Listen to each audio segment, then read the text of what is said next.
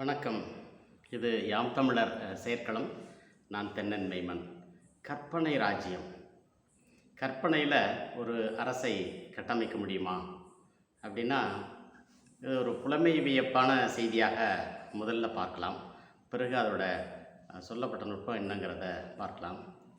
கட்டழகானதோர் கற்பனை ராஜ்யம் கட்டி முடிந்ததடா, அதில் கட்டில் அமைந்ததடா. இது திரைப்பாடம். அரசுக்கும் கட்டிலுக்கும் என்ன தொடர்பு? இது என்ன சிங்கிள் காட்டா, டபுள் காட்டா, அது அணங்குடை கட்டிலா, அல்லது பேரளவு எய்திய பெரும்பெயர் பாண்டிலா, அல்லது மயன் விதித்தன் மணிக்கால் அமளியா அப்படின்னா அப்படிலாம் ஒன்றும் இல்லை. இங்கே சொல்லப்படக்கூடிய கட்டில்ங்கிறது அரசு கட்டில் அல்லது அரச கட்டில். இந்த அரச கட்டில்ங்கிற சொல் ஒரு தொழில்நுட்ப சொல். அது முரசின் அதிர்வை நேர்கீழே உணர்த்தக்கூடிய ஒரு படல், ஒரு பதாகை, அவ்வளோதான். இது முழுக்க முழுக்க தொழில்நுட்பம் சார்ந்த செய்தி. நான் இதை ஏன் சொல்கிறேன்னா, இது கவிஞர் கண்ணதாசனுடைய கற்பனை பாடல் தான். கட்டழகானதோர் கற்பனை ராஜ்யம் கட்டி முடிந்ததடா, அதில் கட்டில் அமைந்ததடா, கொடும் சட்டங்கள் தான் வந்து வேறில்லை என்று சக்கரம் சுற்றுதடா, அதில் நான் சக்கரவர்த்தியடான்னு சொல்கிறான். இது தமிழில் மட்டும் இல்லை, சமஸ்கிருதத்தில் இந்த சக்கரவர்த்திங்கிற கருத்தியல் இருக்குது. அவர் அந்த குடை ராட்டினத்தை சுற்றக்கூடியவராக இருக்கிறார், அதனால் அவர் சக்கரவர்த்தி அப்படின்ட்டு. இவன் சக்கரம்னு சொல்கிறது ஒன்றும் நம்ம லாரி சக்கரம் கிடையாது. மாதத்தினுடைய சுழற்சி, ஒரு மாதத்தினுடைய முடிவு தான் சங்கரம், சங்கராந்தி. பெரிய கோயிலில் 12 சங்கராந்தி சொல்லப்பட்டிருக்கு. அதில் ஒன்று அயன சங்கராந்தி, மகர சங்கராந்தி என்பது போல். ஆக அந்த சக்கரத்தினுடைய திருப்பம் 3ஆம் பிறையிலே பார்க்கப்படுகிறது. இங்கே சக்கரம் இது பெருந்தச்சு மரபில் இருக்குது. அதை சங்கர தோஷம்னு எல்லாம் சொல்கிறான். சங்கர தோஷம்னா என்னங்கிறது என்னை போன்றவர் படிக்கிற போது நாங்கள் வேறு மாதிரி தான் படித்தோம். அதாவது அதிர்ஷ்டான வர்க்கம், பாதபந்தம் பிரதிபந்தம் சேர்த்து ஒரு இடத்துல பண்ணப்பட்டிருந்தால் அதுக்கு சங்கர தோஷம்னு பேர் அப்படின்னு சொல்லுவாங்க. நாங்களும் பார்த்துருக்கோம். ஆனால் அதெல்லாம் சங்கர தோஷம் இல்லை. ஆண்டு நாட்களில் ஏற்படக்கூடிய பிழை சக்கர தோஷம், சங்கராந்தி தோஷம், ஏதோ ஒன்று வச்சுட்டு போடும். இப்போ இந்த கற்பனை ராஜ்யம் கட்டப்பட்டிருக்குன்னு வைங்க, இது ஒரு காலக்கணக்கு தான். அப்போ இதை நம்ம எப்படி புரிஞ்சுக்கணும், எப்படி புரிஞ்சு எடுத்துகிட்டு போகணும் அப்படின்னா, இந்த பாட்டை நாட்களாகிய இந்த 12 நாட்களை பயன்பாட்டுக்குரிய நாட்களாக மாற்றுவதன் மூலமாக இந்த உலகத்திற்கு தமிழர்கள் புதிய செய்தியை சொல்லுகிறார்கள் என்று புரிந்து கொள்ளலாம். சரி, அப்படின்னா இப்போ நம்ம அது தெரிஞ்சுக்கிறதுக்கு சரியான நேரம் எதுன்னா இதுதான். நம்ம போன வளர்பிறை முதல் பிறையை இஸ்லாமியர்கள் நோன்பிற்காக பார்த்து சொன்னார்கள். அது 18ஆம் தேதி வந்தது, 18/2/2026. அப்போ 18 முதல் பிறை, 19 2ஆம் பிறை, 20ஆம் தேதி 3ஆம் பிறை, 21ஆம் தேதி நமக்கு மாதம் பிறந்தது. இன்றைக்கு வளர்பிறை 4ஆம் நாள், அதாவது வளர்பிறை சதுர்த்தி. பாட்டை தொடங்கியது. அது பங்குனி பாட்டை என்பது எங்களுடைய கணிப்பு. நீங்கள் ஏற்றுக்கலாம், அது ஏற்றுக்காமல் போகலாம். ஆனால் அன்றைக்கி தான் மாதம் பிறந்தது. அந்த நாளில் நாம் தமிழர் கட்சியினுடைய அந்த திருச்சி மாநாடு கோலாகலமாக தொடங்கப்பட்டது. ஆனால் நாங்கள் வானவியல் அடிப்படையில் இப்படி ஒரு நாளை தேர்வு செய்தோம், அது தமிழ் தேசியம் அப்படின்னு அவங்க சொல்லலை. அப்படி சொல்கிறதுக்கான தீர்மானத்தை அவர்கள் போடவும் இல்லை. அப்படி போடுங்க தம்பின்னு ஐயா மணியரசன் போன்றவர் சொல்லவும் இல்லை. இப்போ அவங்களுக்கெல்லாம் தெரியுமா அப்படின்னா நல்லாவே தெரியும். அவங்களுக்கு தெரியுங்கிறது எங்களுக்கு தெரியும். ஏன்னா அவங்களுக்கு சொன்னவங்களே நாங்கள் தானே. அவங்க ஏன் இதில் அவங்க தோக்குகளை மௌனித்து கொண்டாருன்றது அவங்க நேரம் வரும்போது சொல்லுவாங்க. சொல்லட்டும். இப்போ தானே நாம் தமிழர் கட்சி தமிழ் தேசிய கட்சி ஓட்டு போடலான்னு சொல்லியிருக்காங்க. இதே நம்ம முன்னேற்றமாக தான் பார்க்குறோம்.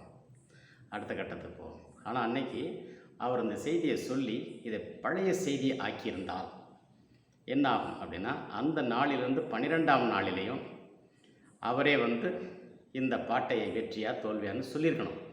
சொல்லலை. இந்த ஒரு நாள் கூத்துக்கு மீசையை வச்சுட்டு மறுநாள் சாடையில் மாறி இருக்கிற மாதிரி அவங்க நடந்துக்கிட்டாங்க. அது தப்பு. ஆனால் அந்த நாளில் இன்னொரு கலைஞர், அதாவது நடிகர் கட்சி இப்போ பரபரப்பாக பேசப்படக்கூடிய தமிழக வெற்றி கழகம், அது தஞ்சாவூரில் ஒரு கூட்டம் நடத்திட்டு போச்சு. இவங்க 2 அடைப்புக்குறி போட்டாங்க. இந்த பாட்டை நாட்களுடைய தலைநாளை சீமானும் கடைநாளை அந்த நடிகரும் போட்டாங்க. அப்படின்னா இவ்வளோ தான் தமிழ் தேசியம், தமிழ் தேசிய அரசியல், புற வாழ்க்கைக்கான நாட்கள். ஆனால் அவரும் சொல்லலை. அவருக்கு தெரியாதுலாம் சொல்ல முடியாது. தெரியாமல் வந்து கொடியில் ரெட்டை யானை வாகைப்பூவும் போட்டுட்டு நான் தலையாலங்கானத்து செருவன்ற பாண்டியன் எழுதிட்டுன்னு சொல்லுவாரா? அப்போ யாரோ பின்னால் வந்து இயக்குறாங்க. கண்டிப்பாக எங்களை போன்றவர் கிடையாது, நாங்கள் வேடிக்கை பார்க்குறவங்க தான். ஆனால் எதிர்பார்ப்போம், நல்லது நடக்கணும்னு எதிர்பார்க்குறோம். வலிமை மிக்க திரைத்துறை இந்த 12 நாட்களை அந்த புற படப்பிடிப்புக்கான நாட்களாக மாற்றினாலே போதும். ஆனால் இந்த நல்லவங்க எவனும் செய்ய மாட்டேங்கிறான். இவன் செய்தான்னா இந்த திருப்பணி மரபு மீண்டிடும். இவ்வளோ கோயில்களை கட்டியிருக்கமே, கல்லெல்லாம் உடைச்சி 1600 ஆண்டு வரலாறு இருக்குது. அவங்களோட வாழ்க்கையெல்லாம் இன்றைக்கி ஒன்றும் இல்லாமல் போச்சு. அது மறுபடியும் சாதியாகி அதில் வந்து மதச்சடங்குகள் சேர்ந்து அது வீணாக போச்சு. சரி, அதை மீட்டெடுக்க முடியல. தொழில்நுட்பங்களையும் அவங்க வந்து அப்டேட் பண்ணிக்கல. இவங்க திரைத்துறையை சேர்ந்தவர்கள் வளர்ந்துருக்கிறத கூட அவங்க வளரலை. அதனால் இவங்களோட அவங்க போட்டி போட முடியாது. அவங்க பின்தங்கிடுவாங்க. இவங்க வந்து ஏமாற்றுவாங்க. மக்களை எப்படி ஏமாற்றணும் அப்படிங்கிறதுக்கே உட்கார்ந்து யோசிக்கிற ஒரு கூட்டமாக இந்த திரைத்துறை வெளிப்படுகிறது. நாட்டை ஆள பேராசைப்படுகிறது என்பதை தெளிவாக சொல்லலாம். இன்றைக்கி இந்த நடிகர் ஏன் முதலமைச்சரான ஆசைப்படுறாருன்னா, சீமான் நான் தான் முதலமைச்சர்னு சொன்னது தான். சீமான் ஏன் நான் தான் முதலமைச்சர்னு சொல்கிறாருன்னா, அந்த முதலமைச்சரோட மகனை துணை முதலமைச்சர் ஆக்குனது தான். இப்படி அடுக்கடுக்காக போயிட்டே இருக்குது இந்த தன்னலம். இது கண்டிப்பாக முடிவு கட்டி ஆகணும். மக்கள் தான் மூக்காந்தண்டாட்டியே அடித்து உட்கார வைக்கணும். இதெல்லாம் வாய்ப்பே இல்லை. தேர்தல் ஆணையத்துக்கு அறிவு இருந்தால் இந்த மாதிரி நடிகர்கள் எல்லாம் தேர்தலில் போட்டியிடுறதுக்கே தடை விதிக்கணும். ஏன்னா நாம் வந்து தேவார கல்லூரி தான் நடத்தியிருக்கோம், தேர்தல் கல்லூரியெலாம் நடத்தலை. எலக்ட்ரல் காலேஜ்னு சொல்கிறாங்களே, அதெல்லாம் நடத்தி பார்த்ததே இல்லை. எல்லாம் கோமாளித்தனம். இந்த மண் வந்து பல வரலாறு கொண்டது. இது அள்ளி தர்பார், அள்ளி ராணி சாம்ராஜ்யம் தான் இந்த மாதிரிலாம் திட்டமிடுறதெல்லாம். இதெல்லாம் கற்பனை, கண்டிப்பாக நடக்காது. இது வந்து தரகர்களுக்கு வழி செய்யும். அது என்னுடைய தரக்கு இவ்வளோ தான், நான் இந்த இடத்துல என்னென்னு தெரியும்னா, உனக்கு மேலே பொம்பனை நிறுத்துவான், அது எல்லா குறுக்கோளிலையும் கையாடுவான், ஒன்றும் இல்லாமல் போயிடுவான். நீ போதும்னு உட்கார்ந்துருப்ப. நீ செய்ய வேண்டியது அது இல்லை. இந்த நாளை எடுத்துகிட்டு இந்த 12 நாளுக்கு பிறகு எவன் கூட்டாலும் போகாதீங்க. எவன் கூட்டாலும் எந்த கூட்டத்துக்கும் போகாதீங்க. இந்த 12 நாளைக்கு நீங்கள் வாங்க. ஏன்னா இதை மீறி உங்களுக்கு வந்து எதுவுமே இல்லை, இங்கே சான்றுகளே கிடையாது. அந்த தேய்பிறை நாட்களில் நான் இதை பஞ்சாங்கா மூடநம்பிக்கைங்கிறக்க சொல்லலை, நாளென்ன செய்யும் கோளென்ன செய்யுங்கிற வரைக்கும் நான் போகலை. இந்த தொடர் நாட்களாகிய இந்த 12 நாட்கள் என்ன இருக்குது அப்படிங்கிறது தான் செய்தி. இதில் பெருங்கலைகள் இருக்குது, நாட்டுப்புற கலைஞர்கள் இருக்கிறாங்க, திருப்பணி இருக்குது, கூட்டு தொழில் இருக்குது, தற்சார்பு வாழ்க்கை இருக்குது. எல்லாமே இந்த 12 நாட்களில் தான் இருக்குது. இல்லை உடல் சார்ந்த செய்திகள்லாம் இருக்குது. இந்த அறிவு வந்து எல்லா துறையிலையும் உள்ளதுங்கிறது வேறு செய்தி.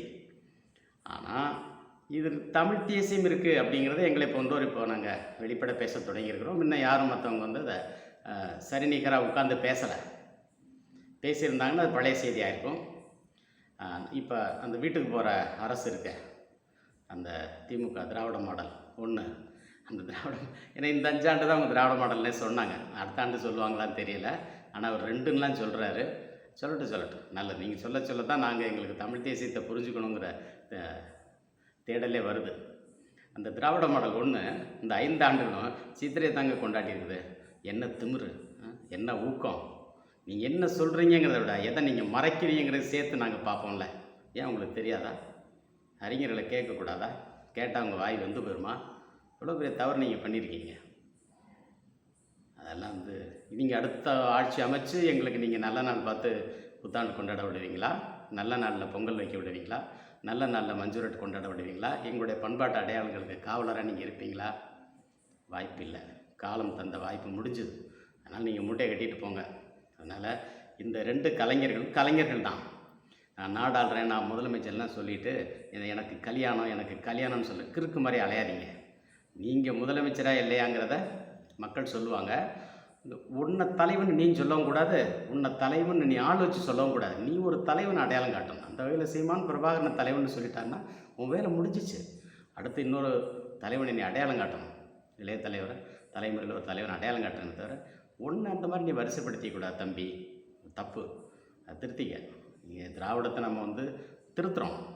ஏன்னா திராவிடத்தை திருத்துகிற இடத்துல இன்றைக்கி நான் திராவிட சமுதாயத்தை திருத்துவேன் அப்படின்னு பெரியார் சொன்னதாக கல்லில் எழுதி வச்சுட்டு போயிட்டார் எம்ஜிஆர். அது அந்த தீக்காக்காரங்களுக்கு பிடிக்கலன்னு தெரியல, யாருமே கிட்ட வர்றது கிடையாது. நான் கேட்ட வரைக்கும் அது எம்ஜிஆருடைய கருத்து கிடையாது, அது பெரியாருடைய கருத்து தான். அதை தான் எடுத்து அது மேற்கோளோடு தான் போட்டிருக்காங்க அப்படின்னு சொல்கிறாங்க. அப்படி ஒருவேளை அவங்க இப்போ மறுத்தாங்கன்னா, இல்லை இல்லை திராவிட சமுதாயம் திருந்தாத சமுதாயம் இல்லை, தமிழர்கள் தான் திருந்திய திராவிடர்களாக மாறணும் அப்படிங்கிறது தான் எங்களோட நோக்கம் அப்படின்னு அவங்க சொன்னாங்கன்னா, அது சட்டப்படி நம்ம எதிர்கொள்வோம். சட்டப்படி எதிர்கொள்வோம். அதில் நாங்கள் இனிமேல் தமிழர்களாக இல்லை, தமிழ் சமுதாயமாக இல்லை, தமிழ் இனமாகவும் இல்லை, நாங்கள் திராவிட சமுதாயமாக டிரிவிடியன் சொசைட்டியாக மாறுகிறோம். நீங்கள் சட்டப்படி நீங்கள் அறிவு நாணயத்தோடு நடந்துக்கிட்டு அமைச்சிக்கிட்டு போங்க. மீதி இருக்கிறவங்க தமிழர்களாக, தமிழ் இனமாக, தமிழ் தேசியர்களாக உங்களை அரசியல் அடையாளப்படுத்திக்கங்க. அதுக்கான தேர்தலாக இது இருக்கட்டும். ஆக இந்த 12 நாட்களை கையில் எடுத்து அரசியல் செய்யக்கூடியவர்கள் இன வரைவுக்கு ஒத்தாசை செய்கிறார்கள் என்று நாம் புரிந்து கொள்ளலாம். நான் இதை திரைப்பாடல் தான், அதை நீங்கள் மேம்போக்காக பார்த்தாலும் சரி, ஆழமாக பார்த்தாலும் சரி, கவியரசர் கண்ணதாசன் ஒரு உயர்ந்த நிலையிலிருந்து எழுதின பல செய்திகள் இருக்குது. அதில் அவர் சொல்கிறார், ஒரு கிண்ணத்தை ஏந்துகிறேன், பலர் எண்ணத்தில் நீந்துகிறேன்கிறாரு. அந்த எண்ணத்தில் நீந்துறதாங்க பறவைன்னு பேர். பார்வையின் விரைவுக்கு செல்வது பறவை. பறவை அந்த இடையெழுத்து படணும், பறக்கக்கூடிய பறவை இல்லை, பறவை. இந்த பறவை தான் பறவை நாச்சியார் ஆகுது. இந்த பறவை நாச்சியார் தான் இந்த சுந்தரருடைய பாடல் வரக்கூடிய பறவை நாச்சியார், சங்கிலி நாச்சியார், இல்லை தேவார பாடல்கள் இருக்கக்கூடிய செய்தி தான் இது. ஆழமான எல்லையிலும் சரி, உயரத்திலும் சரி, இந்த தமிழ் தேசியம் உலகம் முழுக்கவும் பாயக்கூடிய ஆற்றல் உள்ளதாக இருக்கிறது.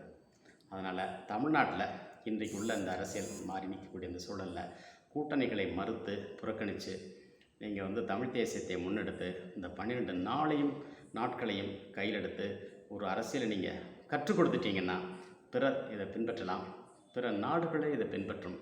குறிப்பாக இந்தியாவுடைய பிற மாநிலங்கள் இதை பின்பற்றலாம். இந்திய அரசே நம்மக்கிட்ட பாடம் கற்றுக்கணும். அதாவது இதெல்லாம் செஞ்சுட்டு நம்ம என்ன டெல்லியை பிடிக்க போகிறோமான்னா இல்லை, இந்திய நாட்டின் தலைநகரமே தமிழ்நாட்டுக்கு வரலாம்.